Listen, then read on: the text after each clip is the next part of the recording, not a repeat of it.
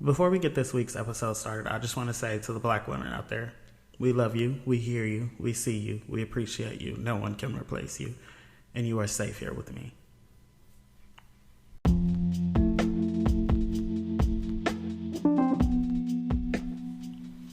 All right, come on in, have a seat. Make sure you've got your chapstick, got your water, because if you don't know where you are, this is Gregory the Podcast. I'm your host, Gregory, and I've got a little bit to say today.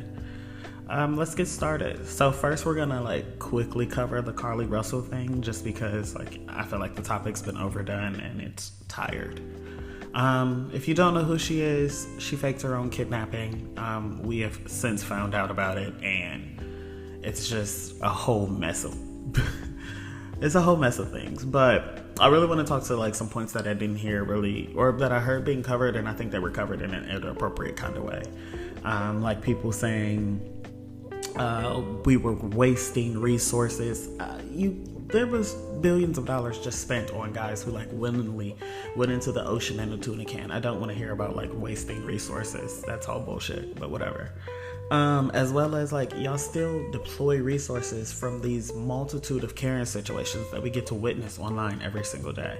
You just want to be able to decide when and where to allocate the resources, and we're not having any of that. The only resources we should be talking about allocating are some to this young woman's mental health. I get it, you guys want to give her jail time, but I think maybe we need to talk to her, sit her down in a room and have her have some discussions with some clinical therapist or something. I'm just saying, just my suggestion. I guess we'll move right along, but whatever. I was gonna talk about, there was some beauty standard debate amongst the Asian community, and I was gonna talk about that, but I simply don't even care to ask the Asian community any questions at this point.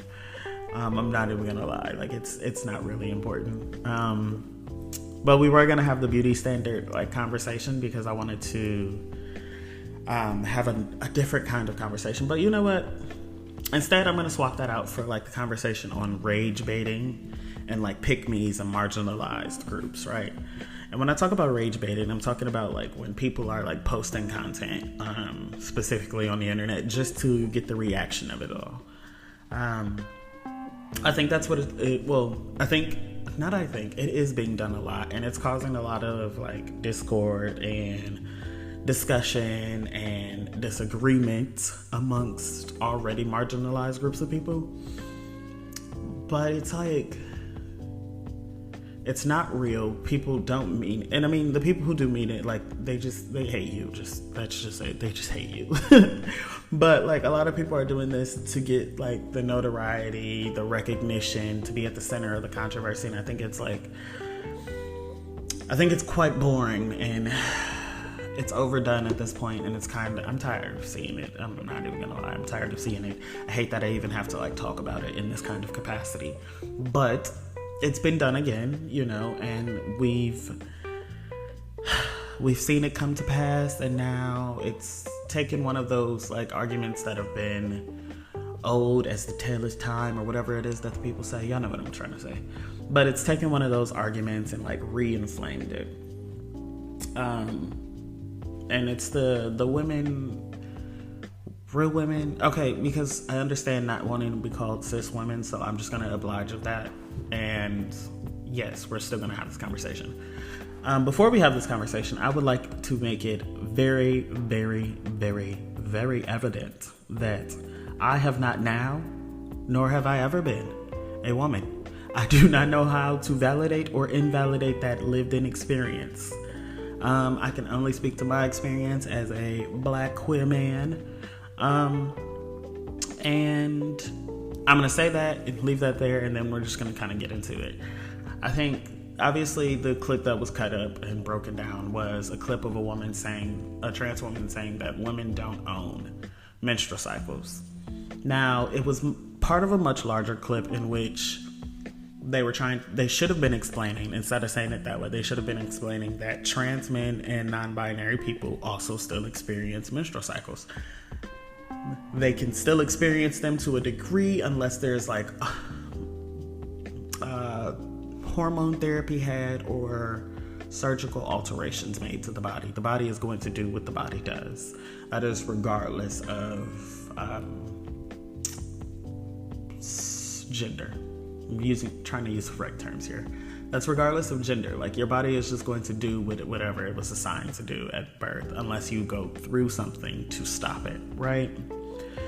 And I think when it comes to this kind of information, because this is the first time we are trying to build community and see each other openly and welcomingly and compassionately, and like see each other, even like the people we've exiled for so many years, I think we have to give everybody grace and give everybody time. Like, and I know we feel like we've educated over and over and over and over again, and we've been overly compassionate, but I think this time it's kind of crucial that we still hold that same kind of compassion, that same kind of patience, and we attempt to continue to try and educate one another on what it's like to be in specific sectors of marginalized, in our marginalized groups, because the Black trans woman experience is not the same as like the Black trans man experience, where it's not the same as the Black man experience, also not the same as the Black woman's experience.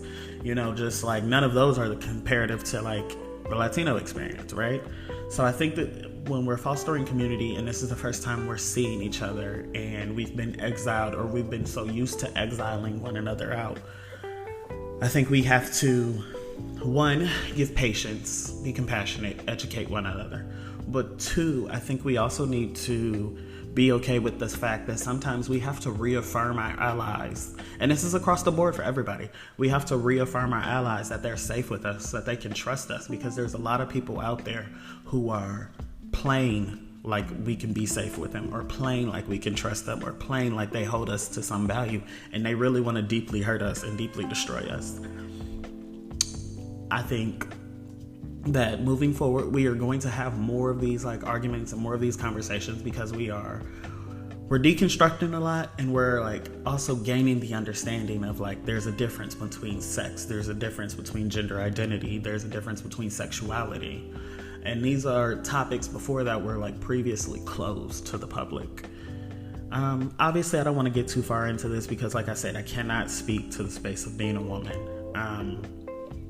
And I won't try to attempt to validate or invalidate those lived in experiences. I'm just here to foster a place where we can hold conversation and open dialogue and be honest with one another. And with that being said, if you don't know where you are, this has been Gregory the Podcast. I'm your host, Gregory, and that was my something to say. Thanks.